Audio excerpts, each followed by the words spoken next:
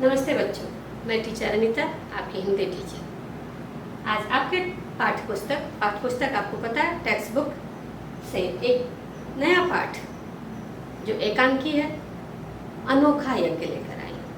इससे पहले भी हमने जो पाठ पढ़े हैं, जो लेसन पढ़े हैं, वो सब कुछ प्रकृति पर ही लिया था।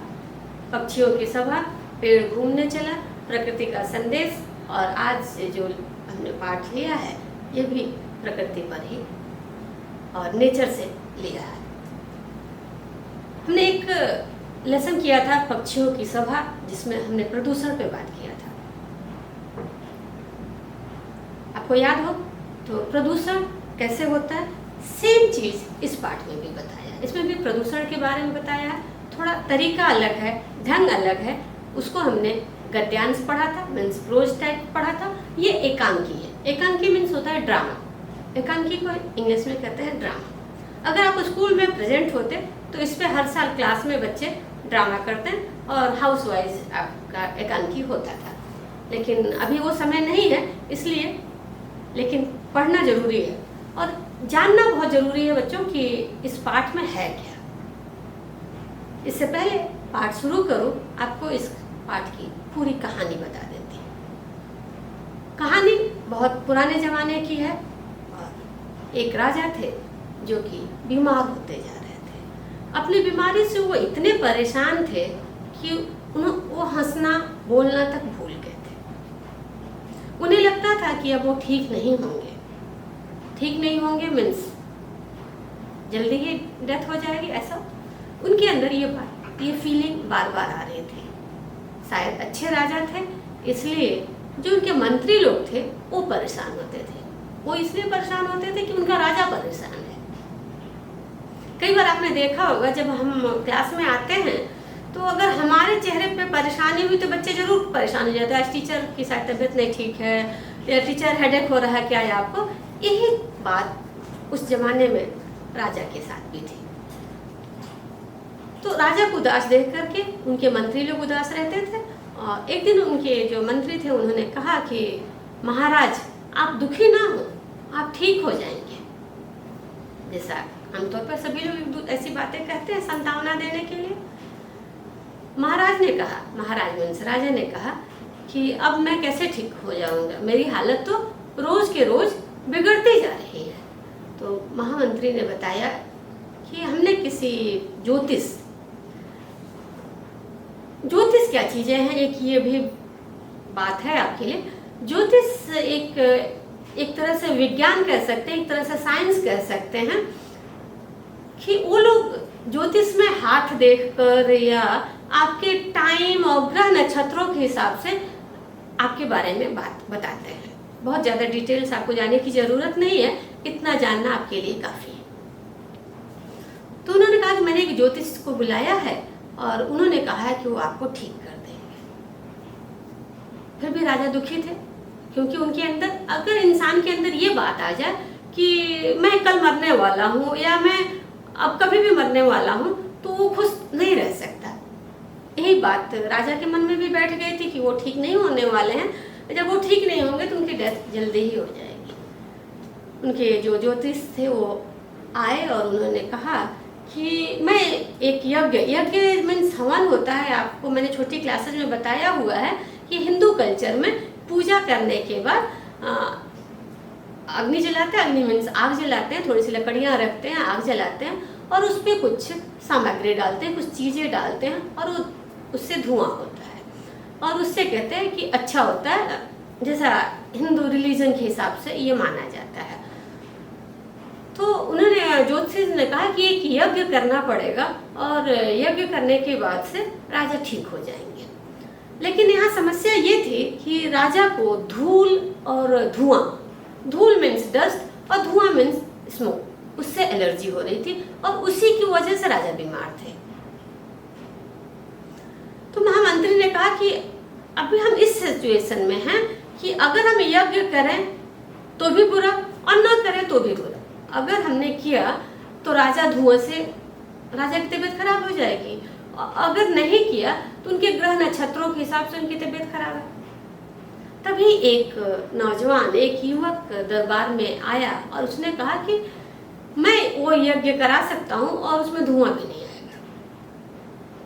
सभी लोग सरप्राइज हो गए, सभी लोग आश्चर्यचकित हो गए, भाई ये कौन सा यज्ञ है जिसमें यज्ञ तो होगा लेकिन धुआं नहीं होगा।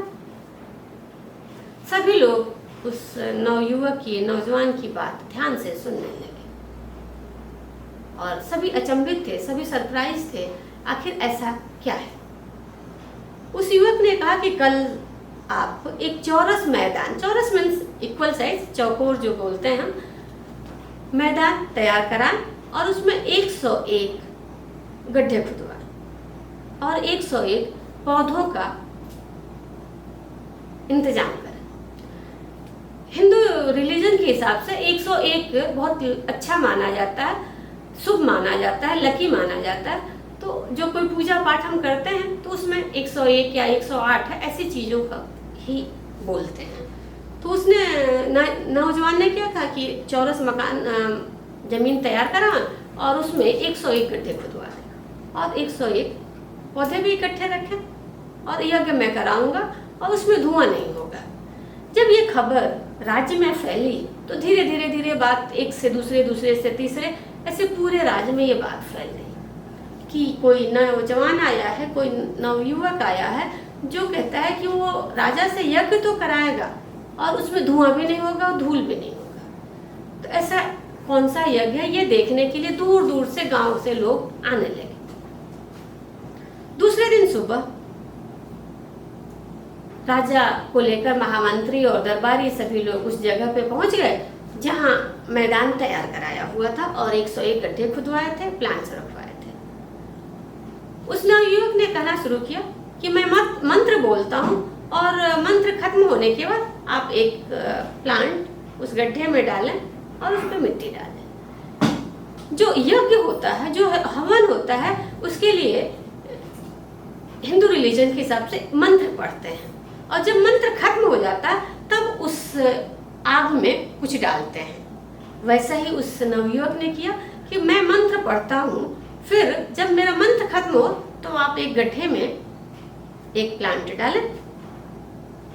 ऐसा करते करते राजा ने देखा कि अरे यहाँ तो धूल ही नहीं उड़ रहा है और राजा को भी अंदर से अच्छा लगने लगा और धीरे धीरे वो उन्होंने एक के बाद एक नवयुवक मंत्र पढ़ने लगा और एक एक प्लांट वो लगाने लगे। प्लांट लगाते लगाते उनके शरीर पे पसीने, स्वेट जिसे आप कहते हैं, पसीने की बूंदें आ गई और लेकिन फिर भी राजा को ज़्यादा थकान नहीं हुई, उन्हें अच्छा फील हो रहा था, उन्हें अच्छा लग रहा था। ऐसे करते करते पूरा पेड़ 108 पेड़ लग गए। फिर उस नवयुवक ने कहा कि इसके साथ आपको ठीक होने के लिए एक जरूरी काम यह है कि आपको इसकी देखभाल करनी पड़ेगी। मतलब उस यंग मैन का कहना था कि आपने आज पेड़ लगा के छोड़ दिया तो कोई फायदा नहीं है। वो राजा से हार्ड वर्क करवाना चाहता था। राजा थे, उन्हें काम करने की जरूरत नहीं थी, उन्होंने कभी काम किया नहीं था, इसलिए वो बीमार हो रहे थे। इसलिए शरीर को थोड़ा काम करना चाहिए और उससे कई फायदे हैं। ऑक्सीजन होता है, जो अंदर बॉडी में हमारे स्वेट वगैरह है वो सब बाहर आ जाते हैं, जिससे आप ये कह सकते हैं कि बिना परिश्रम किए इंसान जिंदा भी नहीं रह सकता। तो धीरे धीरे करके राजा ने कहा कि हाँ, मैं अब इन पौधों को अपने बच्चों की तरह, आपने देखा होगा घर में आपके माता पिता या हम अपने बच्चों को, या आप स्कूल में आते हैं तो हम जिस तरह आपका ध्यान रखते हैं, हम टीचर्स आपका ध्यान रखते हैं, क्योंकि आप जब खुश हैं तो हम खुश हैं। इसी तरह राजा ने कहा कि अब मैं इन पेड़ों की रक्षा की देखभाल अपने बच्चों की तरह करूँगा। और धीरे धीरे राजा उस बगीचे में आने लगे और उनको पानी डालना, उनका काम करने लगे, तो उन्हें अच्छा फील होने लगा और उनके बॉडी से एक्सरसाइज होने लगा, व्यायाम होने लगा काम करने से, और धीरे धीरे राजा ठीक हो गए। तो इसको मैंने, एकांकी को मैंने कहानी की तरह बताया। अब बच्चों, मैं एकांकी को पढ़ के एक बार एक्सप्लेन करती हूँ, इसके बाद से फिर आगे की बात करते हैं। बच्चों, आप अपने टेक्स्ट बुक से पेज नंबर 78 ओपन करें ओपन करना मीन्स खोलना। अनोखा यज्ञ, अनोखा मीन्स सबसे अलग, और यज्ञ मीन्स हवन। जो मैंने आपको बताया, अभी पहले बताया कि लकड़ी जला करके उस पर कुछ मंत्र पढ़कर कुछ चीज़ें डालते हैं, उसे कहते हैं हवन। वही अनोखा यज्ञ। पात्र, पात्र मीन्स होता है कैरेक्टर। राजा, महामंत्री, राज ज्योतिष, युवा सन्यासी। आप जब कोई प्ले देखते हैं तो उसमें जो कैरेक्टर होते हैं उसे ही हिंदी में पात्र कहते हैं। पहला दृश्य, पहला दृश्य मीन्स फर्स्ट सीन। एक बीमार राजा चिंता में डूबे अपने सिंहासन पर बैठे हैं। दरबार में बैठे लोग आपस में बातचीत कर रहे हैं। दरबार का वातावरण गंभीर है। गंभीर मीन्स सीरियस। तभी राजा महामंत्री की ओर देखकर बोलने लगते हैं। राजा मीन्स राजा बोल रहे हैं उदासी एवं निराशा में।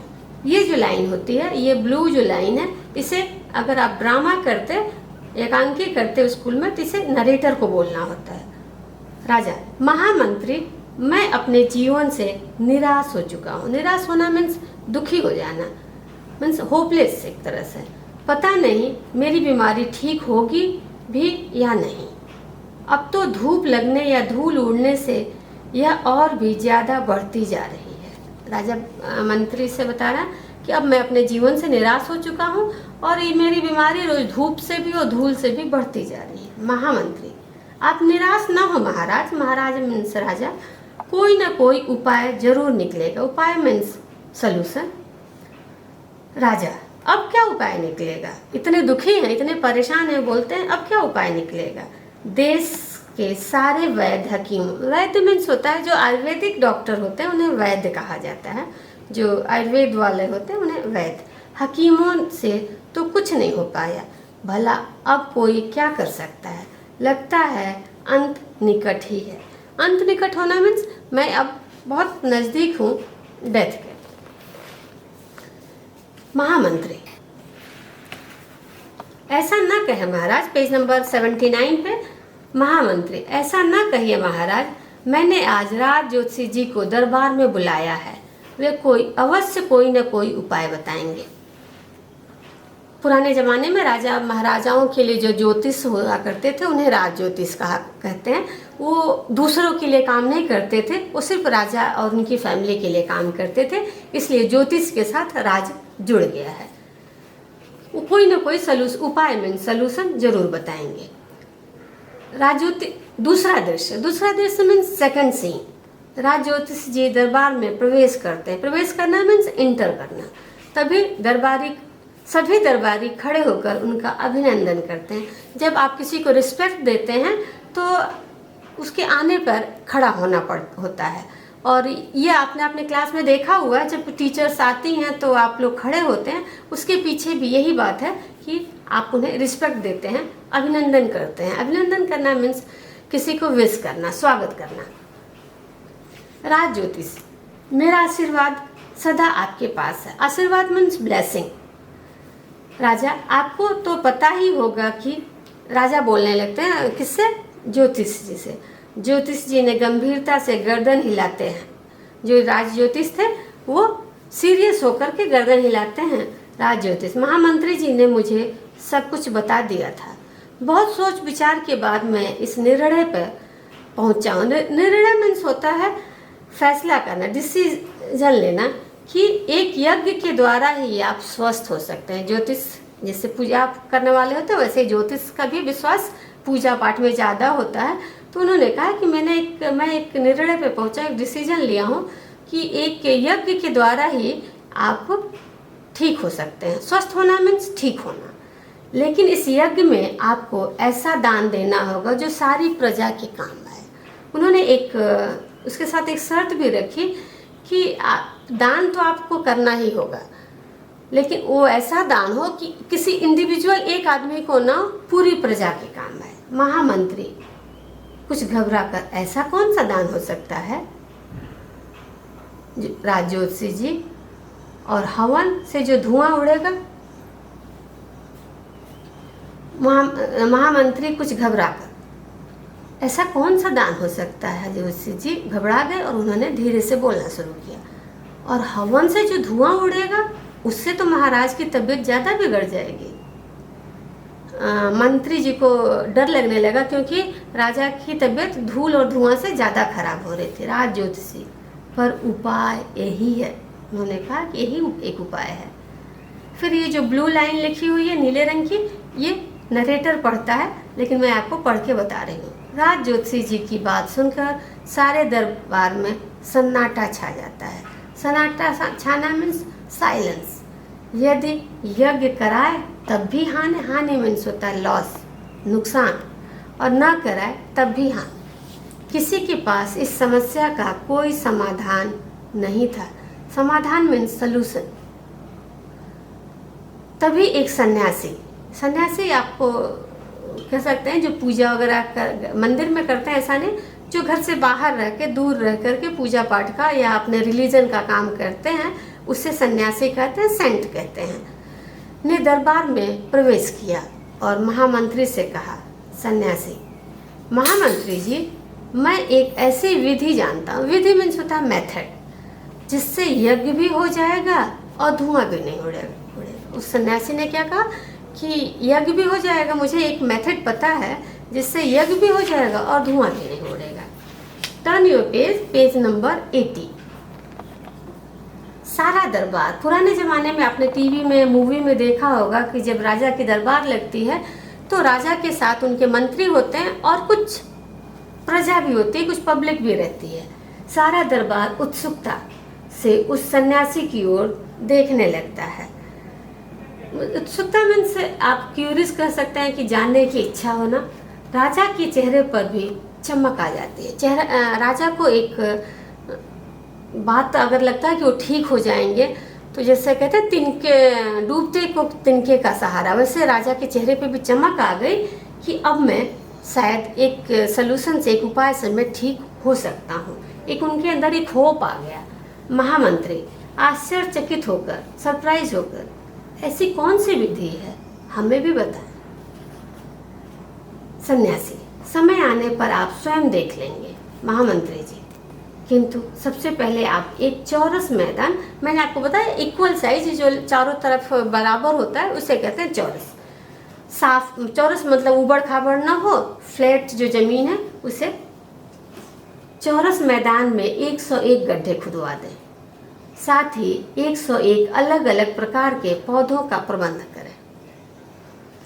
मैं कल प्रातः यज्ञ आरंभ करूंगा। उस सन्यासी ने, जो सेंट था, यंग था, उन्होंने कहा कि मैं, आप एक चौरस फ्लैट बराबर जमीन हो उसको उसमें 101 गड्ढे खुदवा दें और 101 अलग अलग तरह के पौधों का प्रबंध करें। प्रबंध करना मीन्स इंतजाम करना। मैं कल प्रातः मीन्स अर्ली मॉर्निंग यज्ञ आरंभ करूंगा। आरंभ करना मीन्स स्टार्ट करूंगा, शुरू करूंगा। सारे देश में इस अनोखे यज्ञ का समाचार फैल गया। मैंने आपको पहले बताया कि बात एक से दूसरे, दूसरे से तीसरे, ऐसे पूरे राज्य में बात फैल गई। दूर दूर से लोग इस यज्ञ को देखने आने लगे। तीसरा दृश्य मीन्स थर्ड सी, एक बड़ा सा चौरस मैदान जिसमें 101 गड्ढे खुदे हुए हैं और अलग अलग प्रकार के पौधे एक स्थान पर रखे हैं। लोगों की भीड़ आंखें फाड़ फाड़ कर यज्ञ आरंभ होने की प्रतीक्षा में लगी है, क्योंकि सभी को लगता था कि ये यज्ञ कैसे होगा जिसमें कि धुआं भी न हो और पेड़, गड्ढे खुदवा करके पेड़ के साथ कैसा यज्ञ करने वाले हैं। इसलिए सब लोग उसका वेट कर रहे थे, उसका स्टार्ट होने का वेट कर रहे थे, इंतजार कर रहे थे।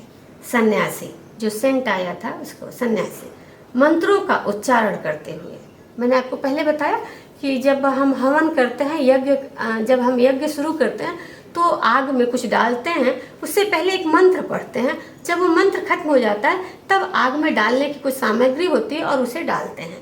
तो वैसे ही मंत्रों का उच्चारण करते हुए, उच्चारण मीन्स आपको मालूम है, महाराज अब आप एक पौधा अलग अलग गड्ढे में लगाते जाएं। उसने कहा कि आप एक एक पौधे को अलग अलग गड्ढे में डालते जाएं। राजा, पेज नंबर 81। पौधों की खुशबू से मोहित होता हुआ, क्योंकि ये बहुत दिनों से बीमार चल रहे थे तो सब कुछ लगभग निराश हो चुके थे, अब उन्हें वो खुशबू, मोहित होना मीन्स अट्रैक्ट होना। महात्मा, रिस्पेक्ट देने के लिए महात्मा या साधु या सन्यासी, इन पौधों से तो बहुत अच्छी खुशबू आ रही है। राजा ने उस सन्यासी से, उस यंग मैन से कहा कि इस पौधों से तो बहुत अच्छी खुशबू मीन्स गुड स्मेल। राजा ने 101 गड्ढों में पौधे लगा दिए। उनके शरीर पर पसीने की बूंदें उभर आईं। वे थके थके से लग रहे थे, लेकिन फिर भी धूप और धूल उन्हें परेशान नहीं कर रही थी। तभी सन्यासी जी बोले, सन्यासी, यदि आप प्रतिदिन इनकी देखभाल करेंगे तो इनके फूलों की खुशबू से आप प्रसन्नचित भी हो जाएंगे। प्रसन्नचित मीन्स होना, बहुत ज़्यादा खुश होना। राजा कुछ दृढ़ता दिखाते हुए, हाँ स्ट्रांग होते हुए, महात्मा मीन्स हाँ सन्यासी जी, मैं स्वयं इनकी देखभाल करूँगा, इन्हें बिल्कुल अपने बालक के समान पालूंगा। बालक मीन्स बच्चा, बच्चे के समान पालूंगा। Turn your page, page number 82। सन्यासी, हाँ महाराज, आपको ऐसा ही करना चाहिए, क्योंकि श्रम मीन्स हार्ड वर्क के अभाव मीन्स कमी में मनुष्य अस्वस्थ हो जाता है। अस्वस्थ मीन्स अनहेल्दी, अस्वस्थ हो जाता है। धन संपत्ति, धन मीन्स और संपत्ति दोनों की मीनिंग एक ही है, मनी प्रॉपर्टी से सब कुछ खरीदा जा सकता है, किंतु स्वास्थ्य नहीं। आप पैसे हो तो आप सब कुछ खरीद सकते हैं, घर, जमीन, ज्वेलरी, सब कुछ, गाड़ी, लेकिन हेल्थ नहीं खरीद सकते। हेल्थ, जब आप हेल्थी होंगे तभी कुछ हो सकता है। हम सभी को प्रतिदिन कुछ न कुछ श्रम अवश्य करना चाहिए। उस सन्यासी ने कहा कि हमें रोज, प्रतिदिन मीन्स एवरीडे, रोज कुछ न कुछ, श्रम मीन्स हार्ड वर्क या वर्क, जरूर, अवश्य मीन्स जरूर करना चाहिए। राजा, पर महात्मा वह दान। फिर राजा को याद आया कि उन्होंने बोला था कि आपको एक दान देना होगा, लेकिन दान ऐसा हो कि जो सारी प्रजा के काम आए। वही राजा ने उन्हें रिमाइंड किया कि महात्मा, वह दान, सन्यासी, हो तो गया दान, आपके द्वारा लगाए गए पौधों से जो लाभ होगा वह दान के रूप में सारी प्रजा को मिल जाएगा। जो पेड़ लगाता है सिर्फ उसके पास नहीं रहता बच्चों।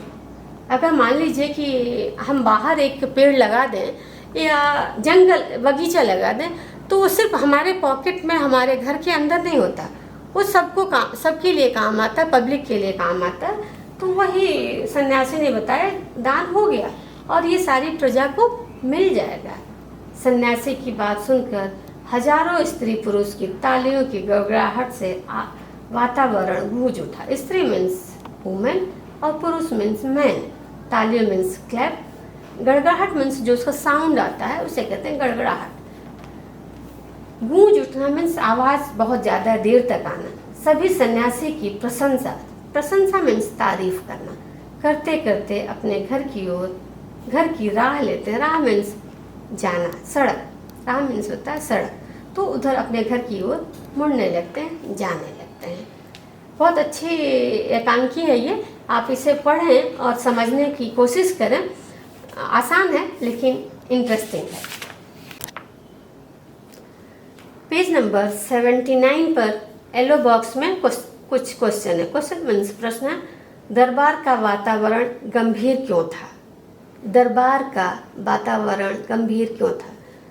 राजा की तबीयत ठीक नहीं थी या राजा बीमार था, इसलिए दरबार का वातावरण गंभीर था। राजा की बीमारी किससे और बढ़ती जा रही थी? आंसर है, राजा की बीमारी धूप और धूल से और बढ़ती जा रही थी। महामंत्री ने राजा से क्या कहा? महामंत्री ने राजा से कहा, आप निराश न हो महाराज, कोई न कोई उपाय जरूर निकलेगा। Turn your page please. राज ज्योतिष ने दरबार में प्रवेश कर क्या कहा? यहाँ पर राज ज्योतिष ने दरबार में प्रवेश कर कहा, मेरा आशीर्वाद सदा आपके साथ है। उनकी बात सुनकर दरबार में सन्नाटा क्यों छा गया?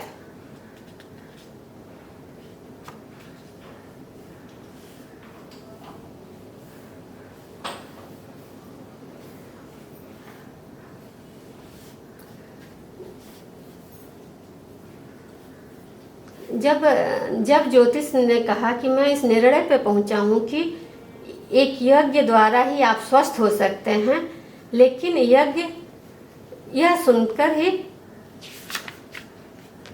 सारे दरबार में सन्नाटा छा गया। सन्यासी ने आकर क्या कहा? सन्यासी ने आकर कहा, मैं एक ऐसी विधि जानता हूं जिससे यज्ञ भी हो जाएगा और धुआं भी नहीं उड़ेगा। Turn your page. सन्यासी ने यज्ञ के लिए कौन सी तैयारी करने के लिए कहा? सन्यासी ने यज्ञ के लिए एक चौरस मैदान में 101 गड्ढे खुदवाने के लिए और 101 अलग अलग तरह के पौधे का प्रबंध करने को कहा। सन्यासी ने राजा से क्या करने के लिए कहा? सन्यासी ने कहा कि मेरे मंत्र खत्म होने के बाद आप एक एक पौधों को गड्ढे में डालते जाएं। पेड़ों की देखभाल के संबंध में राजा ने दृढ़ता से क्या कहा? पेड़ों की देखभाल के संबंध में राजा ने दृढ़ता से कहा कि अब इनकी देखभाल मैं स्वयं करूंगा और अपने बच्चों जैसा करूंगा। सन्यासी ने राजा को क्या समझाया? सन्यासी ने राजा को समझाया कि हमें प्रतिदिन कुछ न कुछ श्रम जरूर करना चाहिए। श्रम के अभाव में हम अस्वस्थ हो सकते हैं। फिर पेज नंबर 83 पर आ जाइए। राजा उदास और निराश क्यों थे? राजा बहुत दिनों से बीमार चल रहे थे और उन्हें लग रहा था कि अब वे ठीक नहीं होंगे, इसलिए वे उदास और निराश थे। राज ज्योतिष जी ने राजा को स्वस्थ करने के लिए क्या उपाय बताया? राज ज्योतिष जी ने राजा को स्वस्थ करने के लिए एक यज्ञ करने का उपाय बताया। सन्यासी ने यज्ञ के लिए क्या प्रबंध करने को कहा? यह आंसर मैंने पहले बताया है। सन्यासी ने यज्ञ करने के लिए एक चौरस मैदान में 101 गड्ढे खुदवाकर 101 अलग तरह के पौधों का प्रबंध करने को कहा। सन्यासी ने राजा से कैसा यज्ञ करवाया? सन्यासी ने राजा से पौधे लगवाकर यज्ञ करवाया। सन्यासी ने राजा को क्या सीख दी? सन्यासी ने राजा को सीख दी कि हमें प्रतिदिन कुछ न कुछ श्रम जरूर करना चाहिए। श्रम के अभाव में या न करने से हम अस्वस्थ होते हैं। पेज नंबर 83 पर फिर से आ जाइए। सही उत्तर पर सही का निशान लगाइए। राजा की उदासी एवं निराशा का क्या कारण था? आंसर इसमें दिया है, उनकी बीमारी। ये आपको नहीं करना है। राज ज्योतिष ने क्या उपाय बताया? यज्ञ के साथ साथ प्रजा के लिए दान करना। राज ज्योतिष ने क्या उपाय बताया? लास्ट वाला, यज्ञ के साथ साथ दान करना। क्या कोई ऐसा उपाय निकला जिससे यज्ञ भी हो और धुआं भी ना उड़ा? हाँ, सन्यासी ने राजा से कितने पौधे लगवाए? 101। किसके अभाव में मनुष्य अस्वस्थ हो जाता है? श्रम के अभाव में। Turn your page. Page number 84 first. किसने कहा, किससे कहा, क्यों कहा, सोच कर लिखिए। अब क्या उपाय निकलेगा? किसने कहा? राजा ने कहा। किससे कहा? महामंत्री से कहा। क्यों कहा? क्योंकि वे निराश हो चुके थे। आप निराश ना हो महाराज। किसने कहा? महामंत्री ने। किससे? राजा से। क्यों कहा? क्योंकि उन्हें आशा थी, उन्हें उम्मीद था। फिर पेज नंबर 85 पे शब्द संपदा। शब्दों से एक एक पर्यायवाची शब्द लिखिए। एक एक पर्यायवाची का मतलब हो गया जस्ट अ मीनिंग।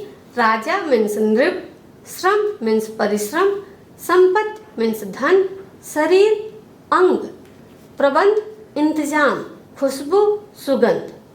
विलोम शब्द लिखिए। विलोम शब्द मीन्स अपोजिट, जीवन मरण, लाभ हानि। आपके लेसन में दिया हुआ, आपके पाठ में दिया हुआ है। प्रशंसा अप्रशंसा, स्वस्थ अस्वस्थ, प्रसन्न अप्रसन्न, सुगंध दुर्गंध। ये थोड़ा लिखना आपको मुश्किल होगा, ये मैं आपको बाद में लिखना बता दूंगी। दुर्गंध।